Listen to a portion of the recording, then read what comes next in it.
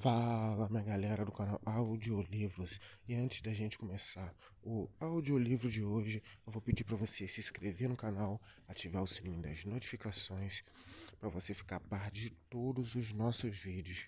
Aqui, gente, são vídeos 3 vezes por semana. Beleza? Quinta, sexta e sábado. E se você quer se tornar um dos nossos patrocinadores para fazer o canal crescer e evoluir mais a cada dia, que também é bom que dá uma motivação para a gente, né, gente? Que nós estamos vendo que vocês estão gostando do nosso conteúdo, tá querendo sempre mais e mais, e assim motiva a gente a entregar sempre mais para vocês. Beleza? Eu vou deixar o link aqui na descrição para ver como você pode se tornar um dos nossos patrocinadores, tá certo? E chega de enrolação, né? Vamos direto para o nosso audiolivro. Aproveite, se você gostou, não esquece, larga o dedo no like, coloca um comentário maneiro aí, compartilha no grupo da família, hein? Vamos que vamos. O poder do hábito. Por que fazemos o que fazemos? Na vida e nos negócios. Por Charles Duhigg. Prólogo. A cura do hábito. Ela era participante de estudo favorita dos cientistas. Lisa Allen, de acordo com sua ficha, tinha 34 anos. Começara a fumar e beber aos 16 e lutara contra a obesidade durante a maior parte da vida. Chegou a um ponto, aos 20 e poucos anos, em que os órgãos de cobrança começaram a persegui-la para tentar recuperar mais de $10.000 em dívidas. Um velho currículo listava que seu emprego mais longo durara menos de um ano. A mulher que estava diante dos pesquisadores naquele dia, no entanto, era esbelta e vibrante, com as pernas tonificadas de uma corredora. Parecia uma década mais nova que as fotos em seu prontuário e capaz de aguentar mais exercícios do que qualquer outra pessoa no recinto.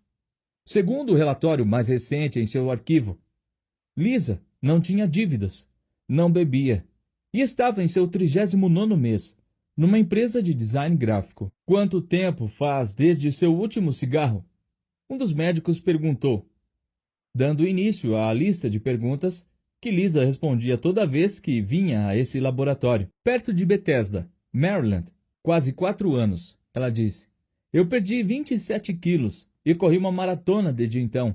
Ela também começara um mestrado e comprara uma casa. Tinha sido um período cheio de acontecimentos. O grupo de cientistas na sala incluía neurologistas, psicólogos, geneticistas e um sociólogo. Durante os últimos 3 anos, com a verba dos Institutos Nacionais de Saúde, eles vinham investigando Lisa e mais de 20 outros indivíduos que haviam deixado de ser fumantes, comedores compulsivos, bêbados problemáticos, viciados em compras e possuidores de outros hábitos destrutivos. Todos os participantes tinham uma coisa em comum. Haviam reconstruído suas vidas em períodos relativamente curtos. Os pesquisadores queriam entender como. Por isso mediram os sinais vitais de cada um, instalaram câmeras de vídeo dentro de suas casas para observar suas rotinas, sequenciaram trechos de seus DNAs e, com a tecnologia que lhes permitia espiar dentro da cabeça das pessoas em tempo real, observaram o sangue e os impulsos elétricos fluírem através de seus cérebros enquanto eram expostos a tentações como fumaça de cigarro e refeições fartas. O objetivo dos pesquisadores era descobrir como os hábitos funcionam no nível neurológico e o que era necessário para fazê-los mudar. Sei que você já contou essa história umas 10 vezes, disse o médico para Lisa, mas alguns dos meus colegas só ouviram em segunda mão. Você se importaria em descrever de novo como parou de fumar? Claro, disse Lisa. Começou no Cairo. As férias tinham sido uma decisão um tanto impulsiva. Ela explicou. Alguns meses antes, seu marido chegara do trabalho e anunciara que ia deixá-la, porque estava apaixonado por outra mulher. Lisa levou um certo tempo para processar a traição e assimilar o fato de que estava realmente se divorciando. Houve um período de luto. Depois, um período em que ela o espionava obsessivamente. Seguia sua nova namorada pela cidade, ligava para ela depois da meia-noite e batia o telefone. Depois houve a noite em que Lisa apareceu na casa da namorada, bêbada, esmurrando a porta dela e gritando que ia queimar o prédio inteiro. Não foi uma época muito boa para mim, disse Lisa. Eu sempre quisera ver as pirâmides e ainda não tinha estourado o limite dos meus cartões de crédito. Então, em sua primeira manhã no Cairo, Lisa acordou com o raiar do dia ao som do chamado para a oração de uma mesquita ali perto. Estava escuro como breu, dentro do seu quarto de hotel. Meio cega e com o fuso horário alterado, ela pegou um cigarro. Estava tão desorientada que não percebeu, até sentir o cheiro do plástico queimando, que estava tentando acender uma caneta, não um Marlboro. Lisa passara os últimos 4 meses chorando, comendo compulsivamente, sem conseguir dormir, e sentindo-se envergonhada, desamparada, deprimida e furiosa, tudo ao mesmo tempo. Deitada na cama, ela entrou em colapso. Foi como se aquela onda de tristeza me engolisse, ela disse. Senti como se tudo o que eu jamais quisera tivesse desmoronando. Eu nem conseguia fumar direito. E então comecei a pensar no meu ex-marido, e em como seria difícil arranjar outro emprego quando eu voltasse, e como eu ia odiar esse emprego, e como me sentia pouco saudável o tempo todo. Levantei e derrubei uma jarra d'água que se estilhaçou no chão. Comecei a chorar ainda mais. Senti um desespero, como se tivesse que mudar algo, tivesse que achar pelo menos uma coisa que eu fosse capaz de controlar. Tomou uma ducha e saiu do hotel. Enquanto Lisa passava pelas ruas esburacadas do Cairo, num táxi e depois pelas estradas de terra que levavam à Esfinge, às pirâmides de Gizé e ao vasto e interminável deserto ao redor delas. Sua autocomiseração cedeu, por um breve instante. Ela precisava de um objetivo na vida, pensou, algo pelo qual pudesse batalhar. Então ela decidiu, sentada dentro do táxi, que voltaria ao Egito e faria uma trilha pelo deserto. Lisa sabia que era uma ideia maluca. Estava fora de forma, com excesso de peso e sem dinheiro no banco. Não sabia o nome do deserto para onde estava olhando, ou mesmo se uma tal viagem era possível. Nada disso importava. No entanto, ela precisava de alguma coisa em que se focar. Lisa decidiu que se daria 1 ano para se preparar. E para sobreviver a uma expedição daquelas, tinha certeza de que precisaria fazer sacrifícios. Principalmente, ela teria que parar de fumar. Quando Lisa finalmente cruzou o deserto, 11 meses depois, só que numa excursão motorizada com ar-condicionado, junto com meia dúzia de outras pessoas, a caravana levava tanta água, comida, barracas, mapas, aparelhos de GPS e rádios bidirecionais que acrescentar um pacote de cigarros não teria feito muita diferença. Mas no táxi, Lisa não sabia disso. E para os cientistas no laboratório, os detalhes da sua viagem não eram relevantes, pois, por motivos que eles só estavam começando a entender, aquela pequena mudança na percepção de Lisa naquele dia no Cairo, a convicção de que precisava parar de fumar para realizar seu objetivo, desencadeara uma série de transformações que acabariam refletindo em todas as partes de sua vida. Ao longo dos 6 meses seguintes, ela substituiria o cigarro pela corrida. E isso, por sua vez, mudou o jeito como ela comia, trabalhava, dormia, guardava dinheiro, organizava seus dias de trabalho, fazia planos para o futuro, e assim por diante. Ela começaria a correr meias maratonas, depois uma maratona. Voltaria a estudar, compraria uma casa e ficaria noiva.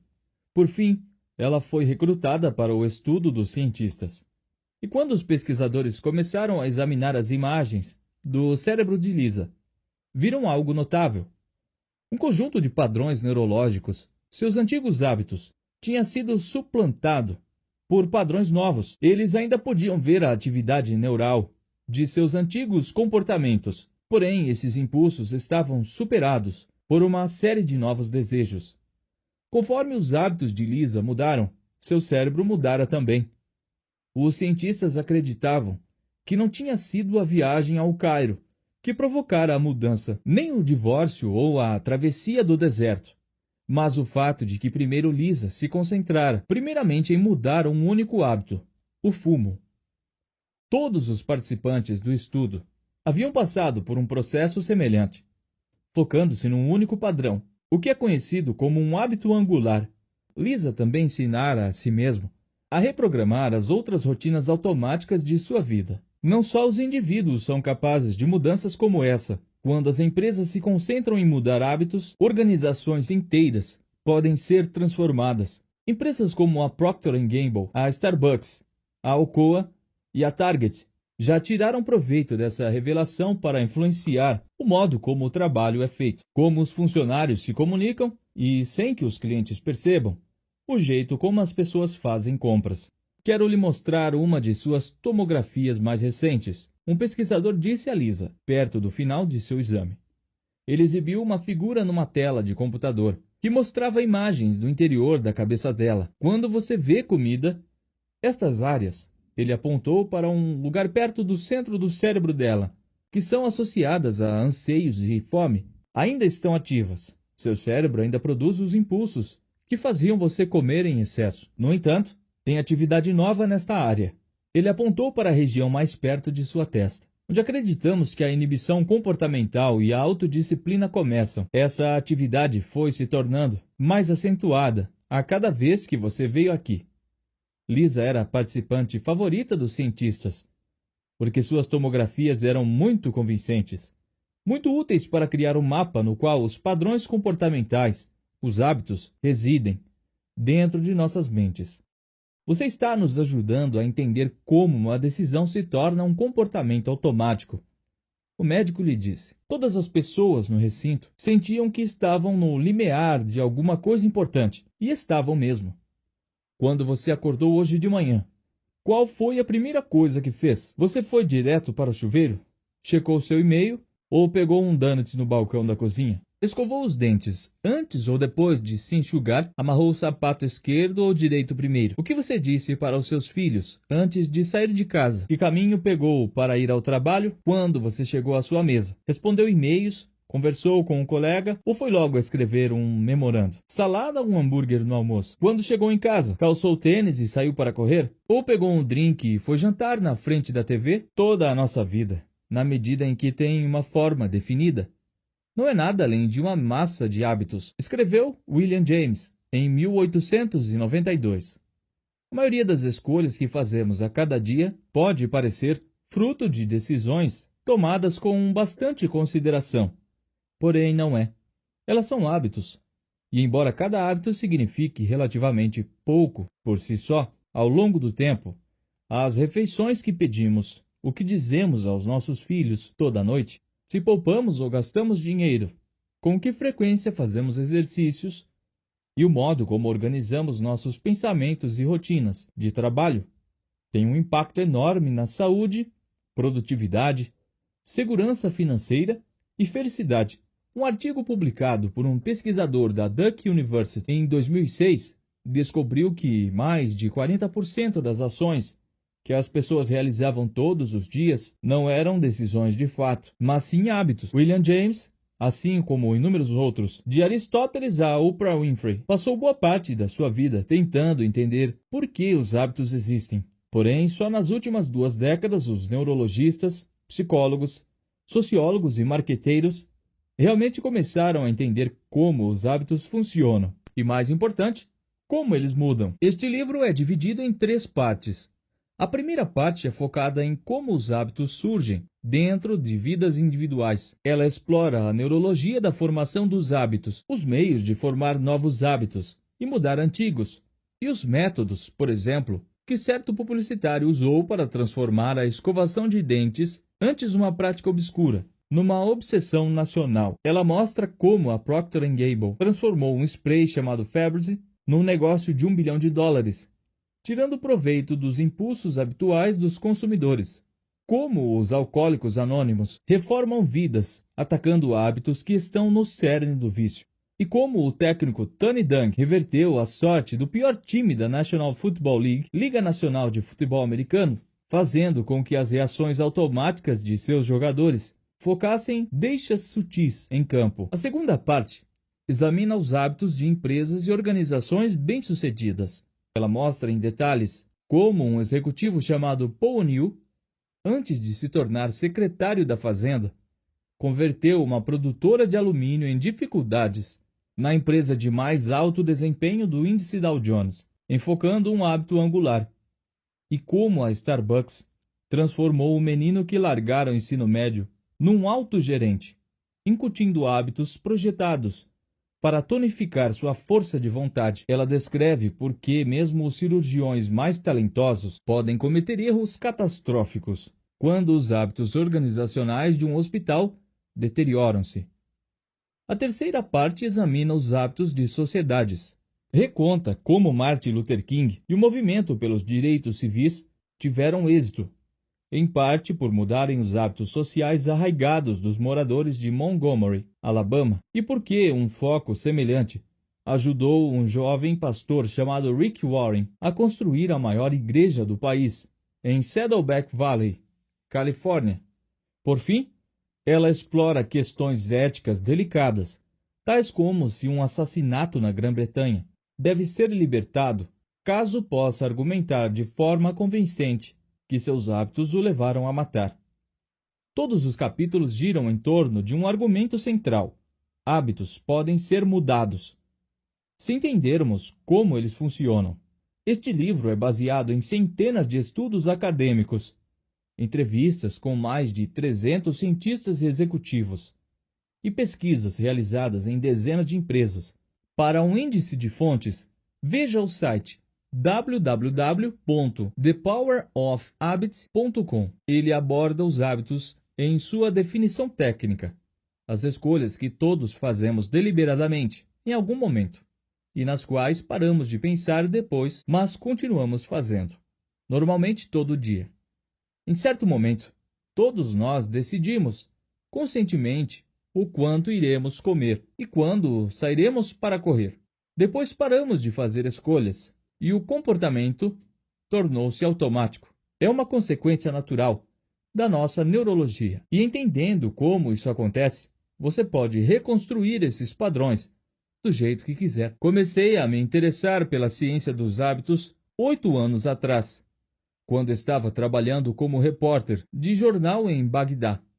As Forças Armadas dos Estados Unidos, como me ocorreu enquanto eu as observava em ação, são um dos maiores experimentos de formação de hábitos da história. O treinamento básico ensina aos soldados uma série de hábitos cuidadosamente projetados, como atirar, pensar e se comunicar sob fogo. Numa batalha de campo, cada comando emitido se baseia em comportamentos praticados a ponto de virarem automáticos. A organização inteira depende de rotinas ensaiadas inúmeras vezes para construir bases, definir prioridades estratégicas, definir como reagir a ataques. Naqueles primeiros dias da guerra, quando a insurreição se alastrava e o número de mortos crescia, os comandantes estavam buscando hábitos que pudessem incutir entre soldados e iraquianos para assim criar uma paz duradoura. Fazia cerca de 2 meses que eu estava no Iraque, quando ouvi falar de um oficial que realizava um programa improvisado de modificação de hábitos em Kufá, uma pequena cidade a 150 quilômetros da capital. Ele era um major do exército que analisara fitas de vídeo de tumultos recentes e identificara um padrão. A violência geralmente era procedida por uma multidão de iraquianos que se reunia numa praça ou outro espaço aberto, e ao longo de várias horas aumentava. Os vendedores ambulantes de comida apareciam, assim como os espectadores. Então alguém jogava uma pedra ou uma garrafa, e o caos corria solto. Quando o major se reuniu com o prefeito de Kufá, fez um pedido estranho. Será que eles podiam manter os ambulantes afastados das praças? Claro, disse o prefeito. Umas poucas semanas depois, uma pequena multidão reuniu-se perto de Masjid al-Kufá, ou Grande Mesquita de Kufá. Ao longo da tarde, ela foi inchando de tamanho. Algumas pessoas começaram a entoar frases de protesto. A polícia iraquiana, pressentindo problemas, falou com a base por rádio e pediu que as tropas americanas ficassem de sobreaviso. Quando escureceu, a multidão começou a ficar inquieta e faminta. As pessoas procuraram os vendedores de kebab, que geralmente enchiam a praça, mas não encontraram nenhum. Os espectadores se foram, os protestantes ficaram desanimados. Às 8 da noite, todo mundo tinha ido embora. Quando visitei a base perto de Kufá, conversei com o major As pessoas não pensam necessariamente na dinâmica de uma multidão, em termos de hábitos. Ele me disse, mas passara toda a sua carreira sendo treinado na psicologia da formação de hábitos. No acampamento militar, ele assimilara hábitos para carregar sua arma, adormecer numa zona de guerra, manter o foco em meio ao caos da batalha e tomar decisões enquanto estava exausto e sobrecarregado. Frequentara aulas que lhe ensinaram hábitos para economizar dinheiro, se exercitar todo dia e se comunicar com os colegas de dormitório. Conforme foi avançando de posto, ele aprendeu a importância dos hábitos organizacionais para garantir que os subordinados pudessem tomar decisões sem pedir permissão o tempo todo, e como as rotinas certas tornavam mais fácil trabalhar ao lado de pessoas que ele normalmente não suportava. E agora, na tarefa improvisada de construir uma nação, ele estava vendo como multidões e culturas seguiam muitas das mesmas regras. Num certo sentido, ele disse, uma comunidade era um aglomerado gigante de hábitos que ocorriam entre milhares de pessoas e que, dependendo da forma como estas são influenciadas, podia resultar em violência ou paz. Além de retirar os vendedores ambulantes, promovera dezenas de experimentos diferentes em Kufá para influenciar os hábitos dos moradores. Não houvera um único tumulto desde que chegara. Entender os hábitos foi a coisa mais importante que aprendi no exército. O major me disse, isso mudou tudo no modo como vejo o mundo. Você quer adormecer rápido e acordar se sentindo bem? Preste atenção aos seus padrões noturnos e ao que faz automaticamente quando acorda. Quer fazer com que correr seja fácil? Crie estímulos para transformar isso numa rotina. Treino meus filhos com esse tipo de pensamento. Minha mulher e eu escrevemos planos de hábitos para o nosso casamento. É só nisso que falamos em reuniões de comando. Ninguém em Kufá teria me dito que podíamos influenciar multidões, retirando as barraquinhas de kebab. Mas uma vez que você vê tudo como um monte de hábitos, é como se alguém te desse uma lanterna e um pé de cabra, e você pudesse pôr as mãos à obra. O major era um homem pequeno da Geórgia. Estava o tempo todo cuspindo sementes de girassol ou tabaco mascado numa xícara. Ele me disse que antes de entrar para as Forças Armadas, sua melhor opção de carreira era consertar linhas telefônicas ou possivelmente virar traficante de metanfetamina, caminho que alguns de seus colegas de ensino médio tinham escolhido com menos êxito. Agora, ele supervisionava 800 tropas numa das organizações de guerra mais sofisticadas do planeta. Estou te dizendo, se um caipira como eu pode aprender essas coisas, qualquer pessoa pode. Eu falo para os meus soldados o tempo todo. Não tem nada que você não possa, se criar os hábitos certos. Na última década, nossa compreensão da neurologia dos hábitos e do modo como os padrões funcionam dentro de nossas vidas, sociedades e organizações expandiu-se de maneira que não poderíamos ter imaginado 50 anos antes. Agora sabemos por que os hábitos surgem, como eles mudam e a ciência que há por trás de sua mecânica. Sabemos como dividi-los em partes e reconstruí-los de acordo com nossas expectativas. Entendemos como fazer as pessoas comerem menos, se exercitarem mais, trabalharem de forma mais eficiente e levarem vidas mais saudáveis. Transformar um hábito não é necessariamente fácil nem rápido, nem sempre é simples, mas é possível. E agora entendemos como. Parte 1. Os hábitos dos indivíduos. Capítulo 1. O loop do hábito. Como os hábitos funcionam. No outono de 1993, um homem que mudaria radicalmente muito do que pensamos sobre os hábitos entrou num laboratório em San Diego para uma consulta previamente marcada. Era um senhor idoso, pouco mais de 1,80 m de altura, bem alinhado numa camisa azul de botão. Seus cabelos brancos espessos teriam causado inveja em muitos reencontros de 50 anos de formatura. A artrite o fazia mancar de leve, enquanto percorria os corredores do laboratório. Segurando a mão da mulher, andava devagar, como se receoso do que cada novo passo traria. Cerca de um ano antes, Eugene Pauli, ou EP, como ele ficaria conhecido na literatura médica, estava em sua casa, em Playa del Rey, preparando-se para o jantar, quando sua mulher mencionou que o filho deles, Michael, estava vindo visitá-los. Quem é Michael? Perguntou Eugênio. Seu filho? Disse a mulher. Beverly. Aquele que nós criamos, sabe? Eugênio olhou para ele com um olhar vazio. De quem você está falando? Perguntou. No dia seguinte, ele começou a vomitar e se contorcer de cólica abdominal. Dentro de 24 horas, sua desidratação estava tão grave que Beverly, em pânico, o levou ao pronto-socorro.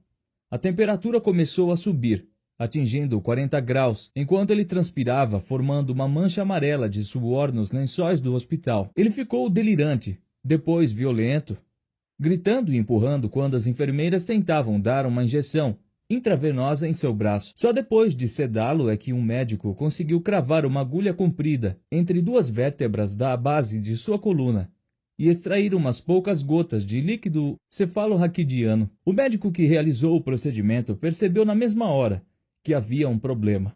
O fluido ao redor do cérebro e dos nervos espinhais é uma barreira contra infecções e ferimentos. Em indivíduos saudáveis, ele é translúcido e corre rapidamente, movendo-se num fluxo quase sedoso através de uma agulha. A amostra da coluna de Eugênio era turva e pingava devagar, como se estivesse cheia de sujeira microscópica. Quando os resultados voltaram do laboratório, os médicos de Eugênio descobriram por que ele estava doente.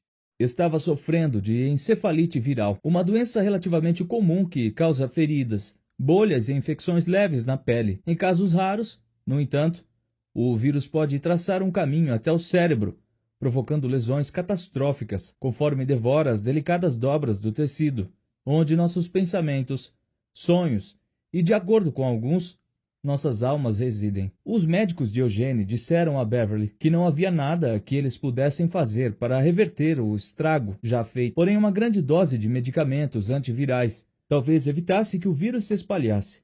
Eugênio entrou em coma e durante 10 dias esteve à beira da morte.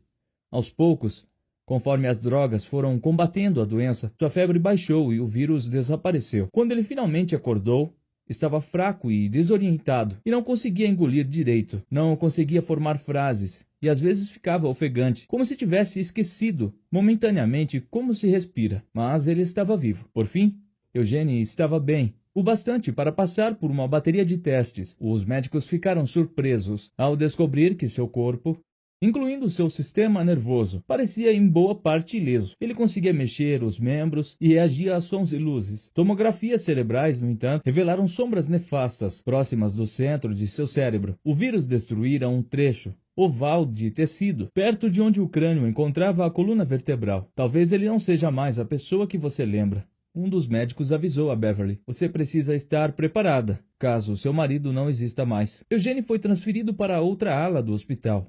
Dentro de uma semana, já engolia com facilidade. Mais outra semana e ele começou a falar normalmente, pedindo gelatina e sal, mudando de canal na televisão e reclamando das novelas chatas. Quando foi enviado a um centro de reabilitação 5 semanas depois, Eugênio andava pelos corredores e oferecia aos enfermeiros conselhos, não solicitados, sobre seus planos para o fim de semana. Acho que nunca vi alguém voltar desse jeito. O médico disse a Beverly, não quero alimentar suas esperanças, mas isso é surpreendente. Beverly, no entanto, continuava preocupada.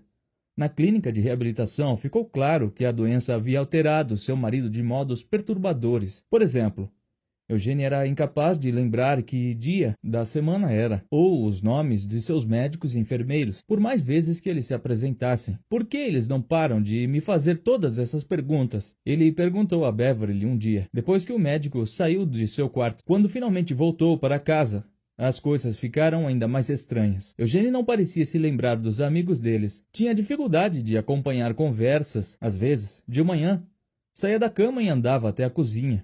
Fritava bacon e ovos para comer. Depois voltava para debaixo das cobertas e ligava o rádio. 40 minutos depois, fazia a mesma coisa.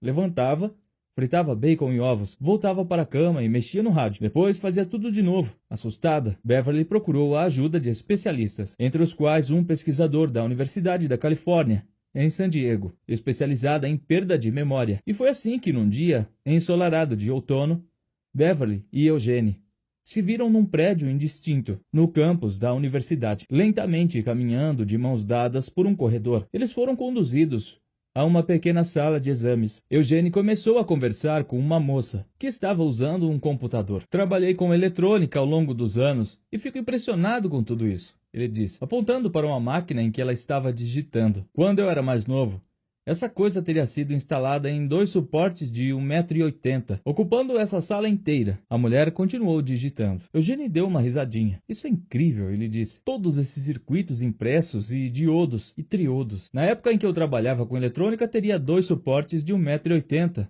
Segurando essa coisa. Um cientista entrou na sala e se apresentou. Perguntou a Eugênio qual a idade ele tinha. Vejamos. 59 ou 60? Eugênio respondeu. Ele tinha 71 anos. Os cientistas começaram a digitar no computador. Eugênio sorriu e apontou para a máquina. Isso é mesmo formidável, ele disse. Sabe, quando eu trabalhava com eletrônica, teria 2 suportes de 1,80 m segurando essa coisa. O cientista era Larry Square, 52 anos. Um professor que passara as últimas 3 décadas estudando a neuroanatomia da memória. Sua especialidade era explorar como o cérebro armazena acontecimentos. Seu trabalho com Eugênio, no entanto, logo lhe revelaria um novo mundo, e para as centenas de outros pesquisadores que remodelaram nossa compreensão de como os hábitos funcionam. Os estudos de Square mostrariam que mesmo alguém incapaz de lembrar sua própria idade ou de quase qualquer outra coisa pode desenvolver hábitos que parecem inconcebivelmente complexos, até você perceber que todo mundo depende de processos neurológicos semelhantes todos os dias. A pesquisa dele e dos outros ajudaria a revelar os mecanismos subconscientes que impactam as inúmeras escolhas, que parecem ser fruto de um pensamento racional, mas, na verdade, são influenciadas por impulsos que a maioria de nós mal reconhece ou compreende. Quando Square conheceu Eugênio, já fazia semanas que ele vinha estudando imagens de seu cérebro. Os exames indicavam que quase toda a lesão dentro do crânio de Eugênio se limitava a uma área de 5 centímetros, perto do centro da cabeça. O vírus destruíra quase inteiramente seu lobo temporal medial, uma faixa de células que os cientistas suspeitavam ser responsável por todo tipo de tarefa cognitiva, tais como a lembrança do passado e a regulação de algumas emoções. A totalidade da destruição não surpreendeu Square. A encefalite viral consome tecido com uma precisão cruel, quase cirúrgica. O que deixou chocado era como as imagens pareciam familiares. 30 anos antes, quando era doutorando no MIT, Square trabalhou junto com um grupo que estudava um homem conhecido como HM, um dos pacientes mais famosos da história da medicina. Quando HM,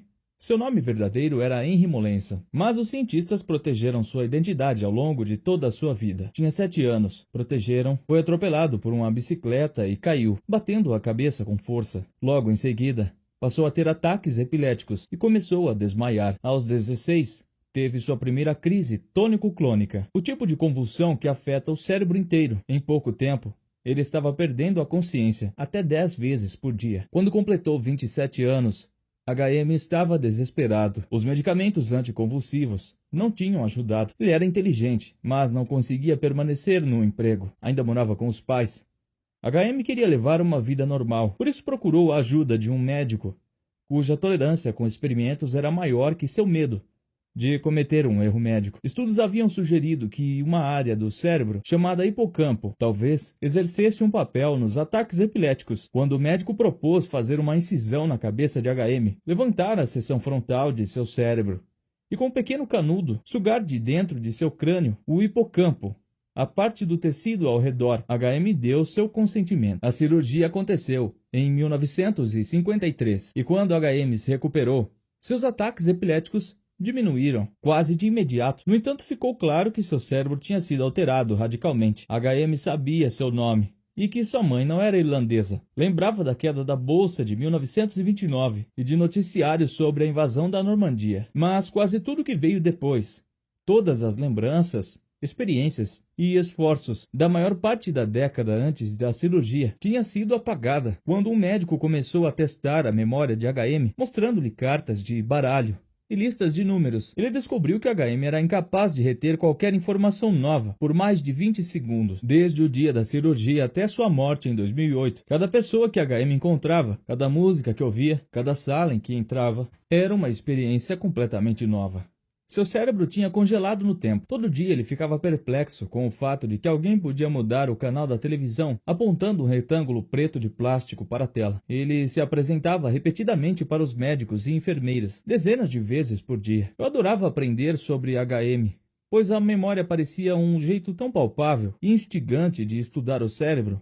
Square me disse. Cresci em Ohio. Eu ainda lembro, na minha primeira série, da minha professora distribuindo gizes de cera para todo mundo. E comecei a misturar todas as cores para ver se ia dar preto, porque guardei essa memória. Mas não consigo lembrar o rosto da professora, porque meu cérebro decide que uma memória é mais importante que outra. Quando Square recebeu as imagens do cérebro de Eugene, ficou espantado com a semelhança entre aquele cérebro e o de HM. Havia pedaços vazios, do tamanho de nozes, no meio da cabeça de ambos. A memória de Eugene, assim como a de HM, tinha sido removida. Como Square começou a examinar Eugene, no entanto, viu que aquele paciente era diferente de HM.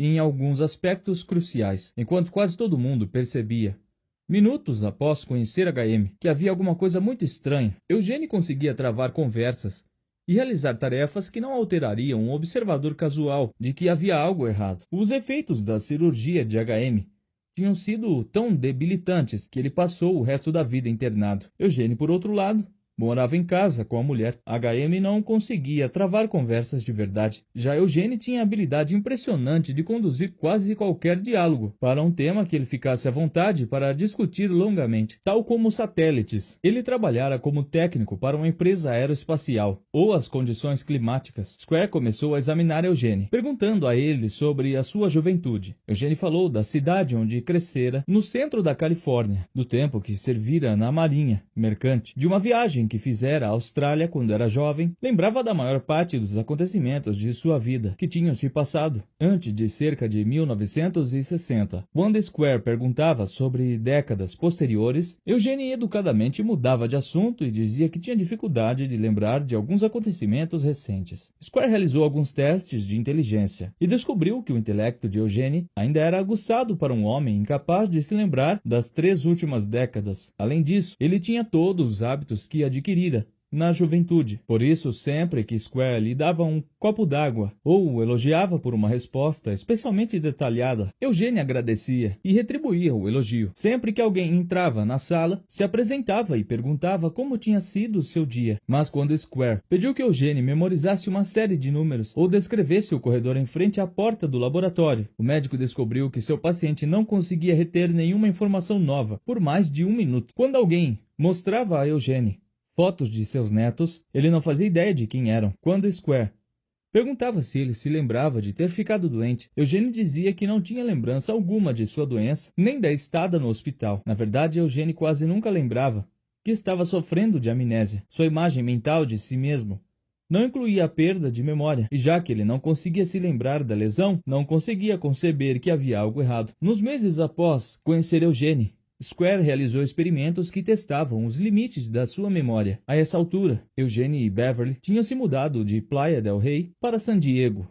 para ficar mais perto da filha. Square muitas vezes os visitava para fazer exames. Um dia, Square pediu que Eugene esboçasse uma planta de sua casa. Ele foi incapaz de desenhar um mapa rudimentar, mostrando onde ficava a cozinha ou o quarto. Quando você levanta da cama de manhã, como sai do quarto? Square perguntou. Olha, disse Eugene, não sei direito. Square tomou notas em seu laptop. E enquanto o cientista digitava, Eugene se distraiu. Olhou de relance para outro lado da sala e então se levantou, andou até um corredor e abriu a porta do banheiro. Uns poucos minutos depois, Square ouviu a descarga, a torneira aberta e Eugene enxugando as mãos nas calças. Voltou para a sala e sentou-se outra vez na cadeira ao lado de Square. Esperou pacientemente pela próxima pergunta. Na época, ninguém se perguntou como um homem incapaz de desenhar o mapa de sua própria casa conseguia achar o banheiro sem hesitação. Mas essa pergunta, e outras parecidas, acabariam levando a uma série de descobertas que transformaram nossa compreensão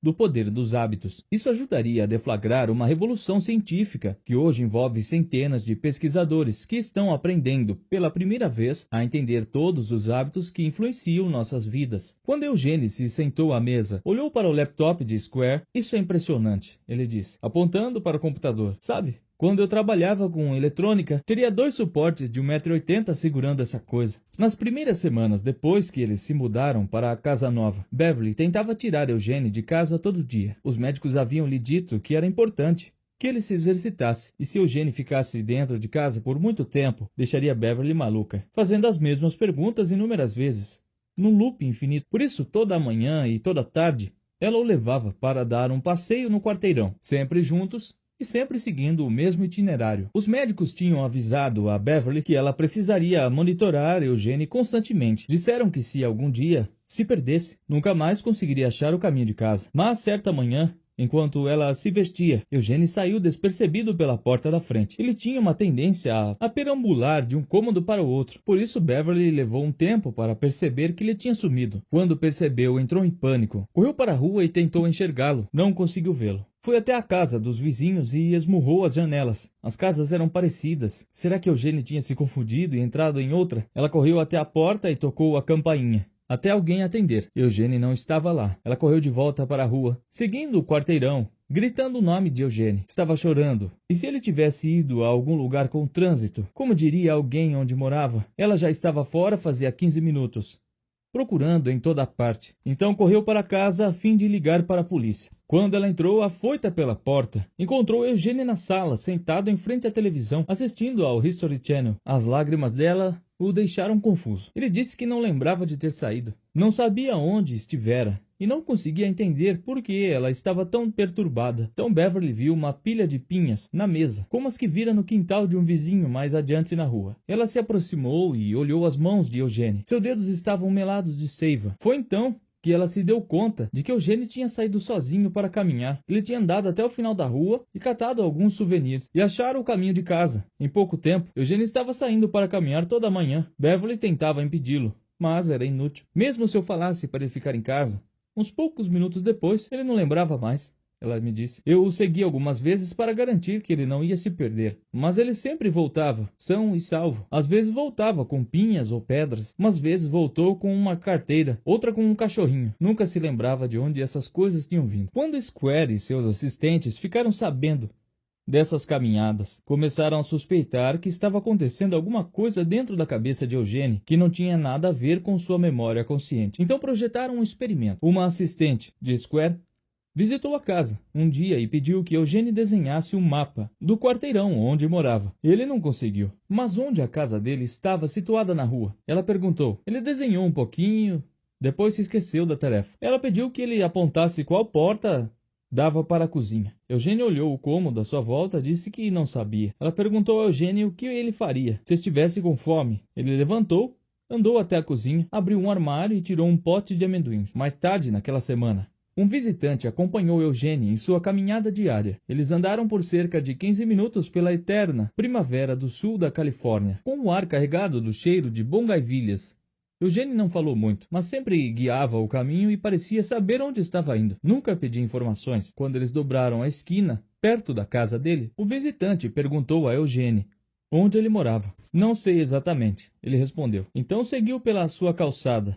Abriu sua porta da frente, entrou na sala e ligou a televisão. Ficou claro para Square que Eugene estava absorvendo informações novas, mas onde dentro de seu cérebro estavam morando essas informações? Como alguém podia achar um pote de amendoins quando não sabia dizer onde ficava a cozinha? Ou achar o caminho de casa quando não fazia ideia de qual casa era a sua? Como? Square se perguntou. Os novos padrões comportamentais estavam se formando dentro do cérebro avariado de Eugene, dentro do prédio que abriga o Departamento de Ciências Cerebrais e Cognitivas do Massachusetts Institute of Technology. Há laboratórios que contêm o que para um observador leigo pareceriam salas de cirurgia de uma casa de bonecas. Lá existem bisturis minúsculos, pequenas brocas e serras em miniatura, de menos de 6 milímetros de largura, presas a braços robóticos. Mesmo as mesas de operação são muito pequenas, como se preparadas para cirurgias do tamanho de crianças. As salas são sempre mantidas numa temperatura de 15 graus, pois um toque gelado no ar estabiliza os dedos dos pesquisadores durante procedimentos delicados. Dentro desses laboratórios, Os neurologistas abrem os crânios de ratos anestesiados, implantando sensores minúsculos capazes de reagir às menores alterações dentro de seus cérebros. Quando os ratos acordam, mal parecem notar que agora há dezenas de fios microscópicos espalhados, como teias de aranha neurológicas, dentro de sua cabeça. Esses laboratórios tornaram-se o epicentro de uma revolução silenciosa na ciência da formação de hábitos. E os experimentos realizados aqui explicam como Eugene, assim como você, eu e todo mundo, desenvolveu os comportamentos necessários para sobreviver a cada dia. Os ratos desses laboratórios esclareceram os processos complexos que acontecem dentro de nossas cabeças sempre que fazemos algo tão mundano como escovar os dentes ou tirar o carro da garagem em marcha ré. E para a Square, esses laboratórios ajudaram a explicar como Eugene conseguiu aprender novos hábitos. Quando os pesquisadores do MIT começaram a trabalhar com hábitos nos anos 1990, mais ou menos a mesma época em que Eugene foi acometido de sua febre, eles ficaram curiosos sobre um nó do tecido neurológico conhecido como gânglios basais. Se imaginarmos o cérebro humano como uma cebola, composto de camadas sobrepostas de células, então as camadas de fora, as mais próximas do couro cabeludo, são geralmente os acréscimos mais recentes de um ponto de vista evolutivo. Quando você cria uma nova invenção ou ri da piada de um amigo, são as partes mais externas do cérebro que estão em ação. É lá que acontecem os pensamentos mais complexos, mais fundo, dentro do cérebro e mais perto do tronco cerebral, onde o cérebro encontra a coluna, há estruturas mais antigas, mais primitivas. Elas controlam nossos comportamentos automáticos, como respirar e engolir, ou a reação de susto que sentimos quando alguém pula de trás de um arbusto. Mas para o centro do crânio há um nó de tecido do tamanho de uma bola de golfe, que é parecido com aquilo que se encontra dentro da cabeça de um peixe, réptil ou mamífero. Esses são os gânglios basais, um oval de células que durante anos os cientistas não entendiam muito bem, a não ser por suspeitas de que ele desempenhava um papel em doenças como o mal de Parkinson. No começo dos anos 1990, os pesquisadores do MIT começaram a cogitar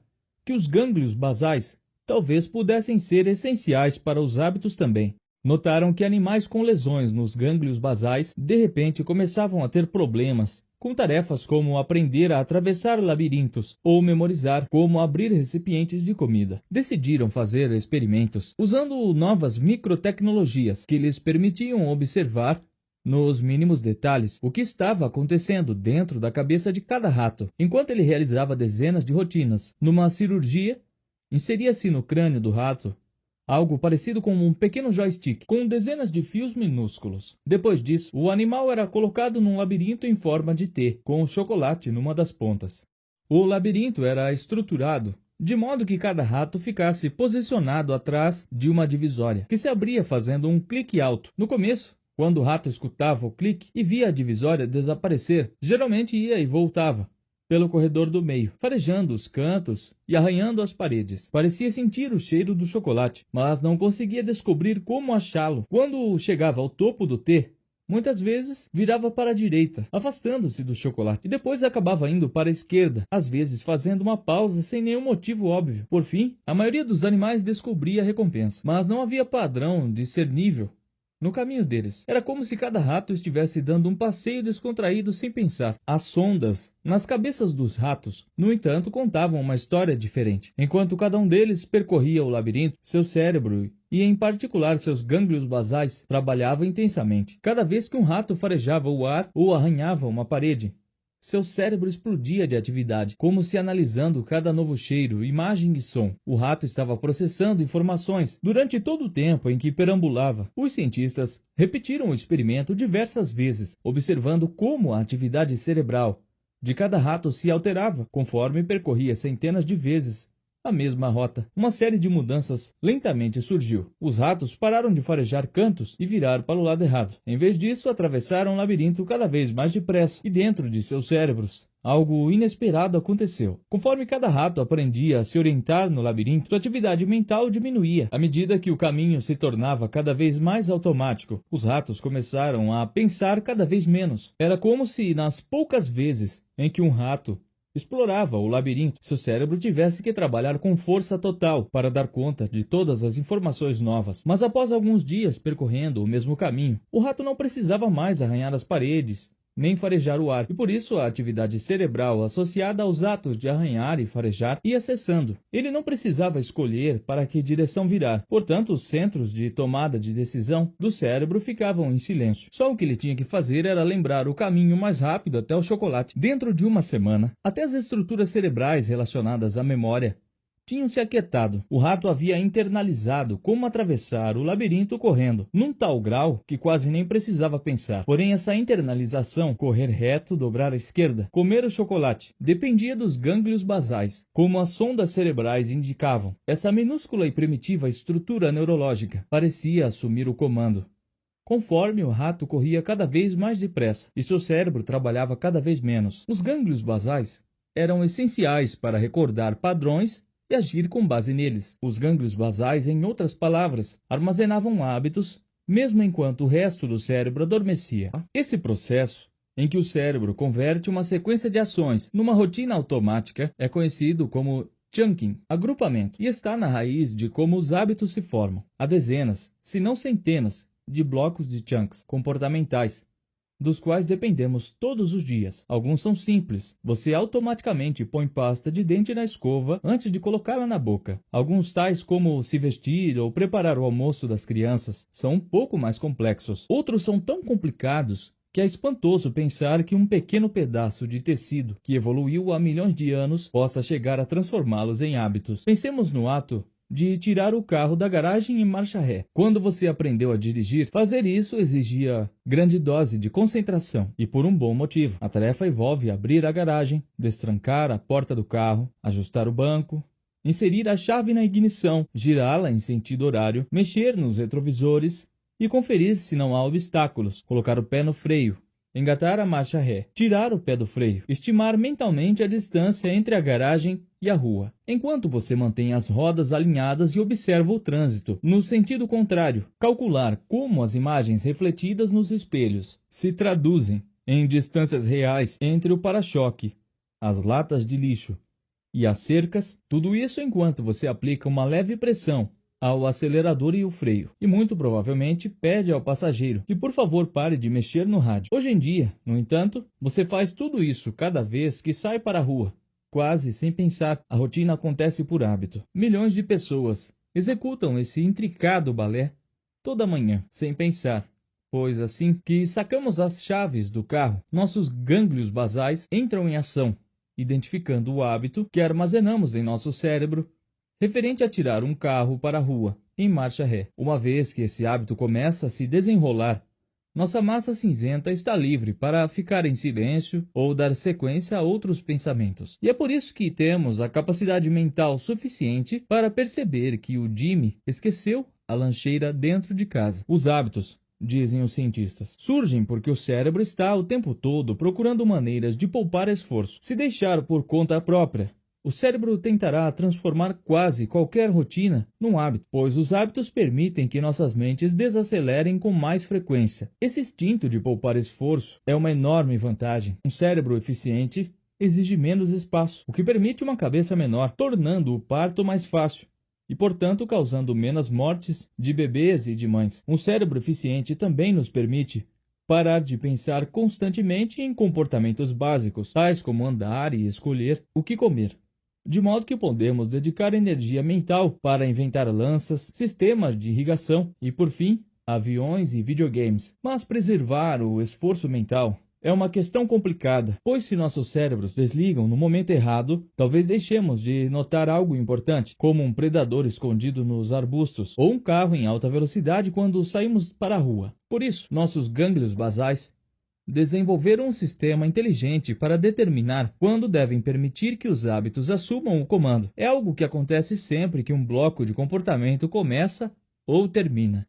De trás de uma divisória, por exemplo, é difícil para um rato saber se ele está dentro de um labirinto conhecido ou de um armário desconhecido, com um gato à espreita do lado de fora. Para lidar com essa incerteza, o cérebro despende muito esforço no começo de um bloco de comportamento, procurando alguma coisa, uma deixa que lhe forneça uma pista de qual hábito usar, de trás de uma divisória.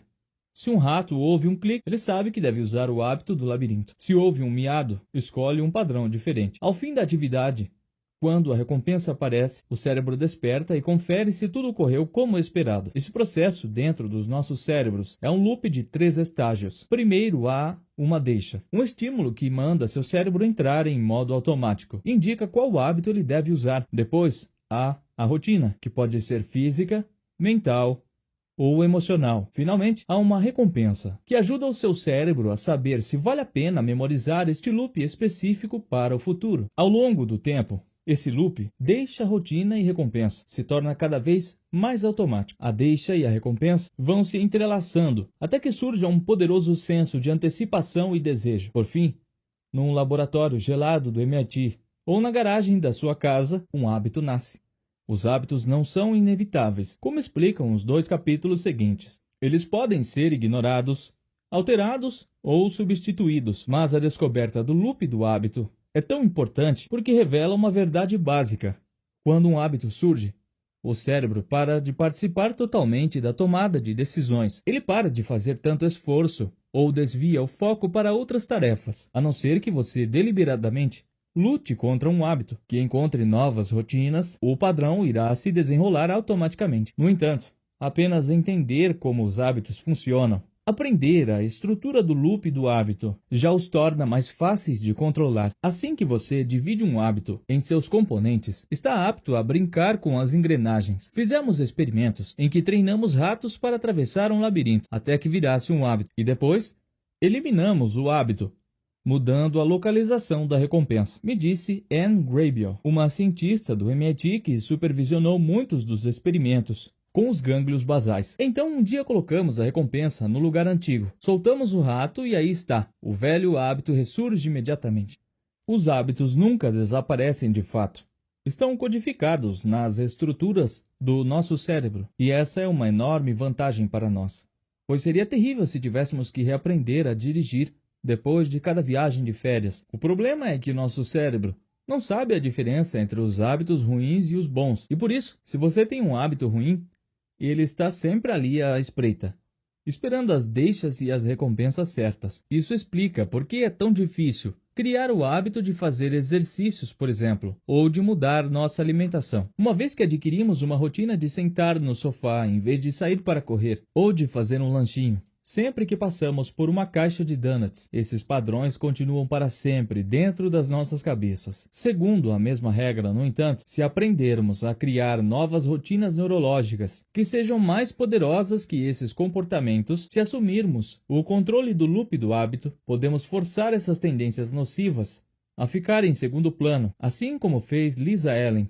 Após sua viagem ao Cairo, estudos demonstraram que uma vez que alguém cria um novo padrão, sair para correr ou ignorar os donuts se torna automático quanto qualquer outro hábito. Sem os loops dos hábitos, nossos cérebros estariam em pane, sobrecarregados com as minúcias da vida cotidiana. Pessoas cujos gânglios basais são prejudicados por lesões ou doenças, muitas vezes ficam mentalmente paralisadas, têm dificuldades de realizar atividades básicas, como abrir uma porta ou decidir o que comer. Perdem a capacidade de ignorar detalhes insignificantes. Um estudo, por exemplo, descobriu que pacientes com lesões nos gânglios basais eram incapazes de reconhecer expressões faciais, inclusive medo e nojo, porque nunca sabiam direito em qual parte do rosto deviam se focar. Sem os gânglios basais, perdemos acesso a centenas de hábitos de que dependemos todos os dias. Você parou hoje de manhã para decidir se amarrava o sapato esquerdo ou direito primeiro? Teve problemas para decidir se devia escovar os dentes antes ou depois de tomar banho? É claro que não.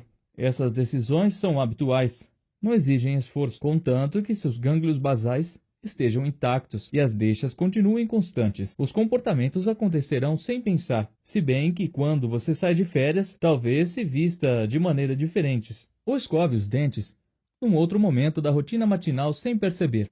Ao mesmo tempo, no entanto, a dependência do cérebro de rotinas automáticas pode ser perigosa. Muitas vezes, Os hábitos são tanto uma maldição quanto um benefício. Pense no caso de Eugênio, por exemplo. Os hábitos que lhe deram sua vida de volta depois que ele perdeu a memória, e então levaram tudo embora de novo. Conforme Larry Square, o especialista em memória, passava cada vez mais tempo com Eugênio, foi ficando convencido de que seu paciente estava, de algum modo, aprendendo comportamentos novos. Imagens do cérebro de Eugênio mostravam que seus gânglios basais tinham escapado da lesão causada pela encefalite viral. Seria possível?